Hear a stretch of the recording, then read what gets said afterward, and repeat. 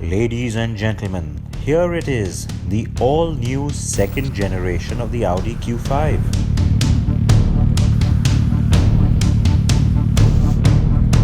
My test car is the 2.0 TDI Quattro Ultra with 190 horses as its output and with 400 Nm of peak torque. It uses the 7-speed S-tronic gearbox. The same unit also offers another version with 163 bhp on tap that's slightly more fuel efficient. It is likely to be the engine coming to India too, but there's also a 252 bhp 2.0 TFSI Quattro Ultra petrol and the 3-litre TDI Quattro with 286 bhp. Now with the Q5, you also have the new Quattro that comes into the market. It's the Ultra Quattro as they're calling it. What that is, essentially, is a system that isn't all-time all-wheel drive. So for the most part, the car drives as front wheels. When you're cruising along, it's just sending power to the front wheels. But deferring traction or terrain requirements will send the required power to the rear wheels as well. So you don't miss out on that torque going to the rear wheels. The great thing about driving this car in Mexico was that the road conditions, highway and city, were very similar to India, but the beaches certainly weren't.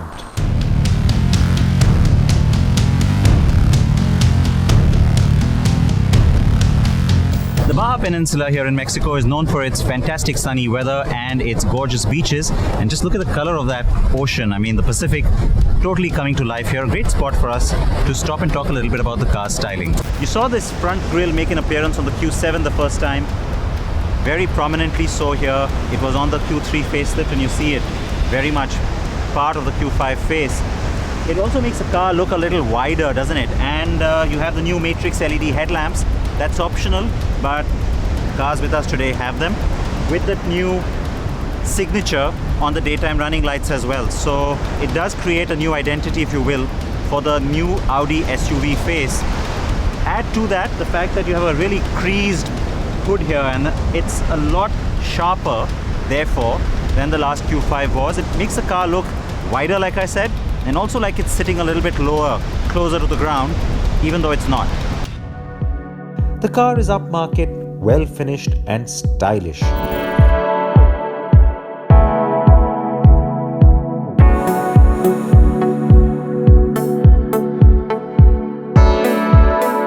And that continues on the inside too.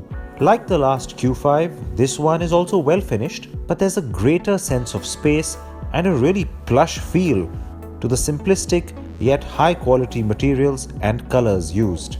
The virtual cockpit has become standard. It's not something special anymore from an Audi perspective because every model is getting it.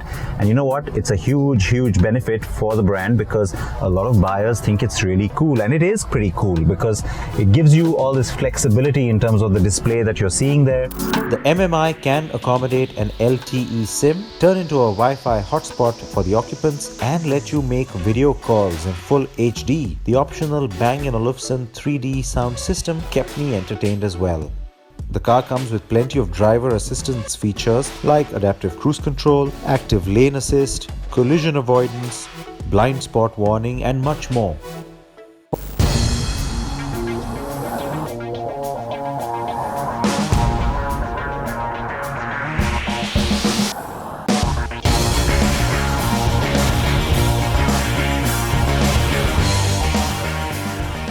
We've done some highway driving. We've even managed to get off the road and get onto the beach. So a little bit of a very brief sand experience.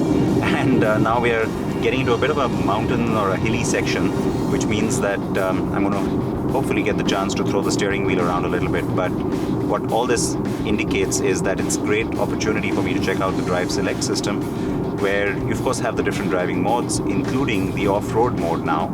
And here too, because this particular car has the optional adaptive air suspension, What it also does is it raises the car when you go off-road by about 45 millimeters extra, and in the dynamic mode, as I have been on the highway for the most part, it kind of comes down and hugs the road a little bit more, so it gives you a little bit more of the dynamic performance.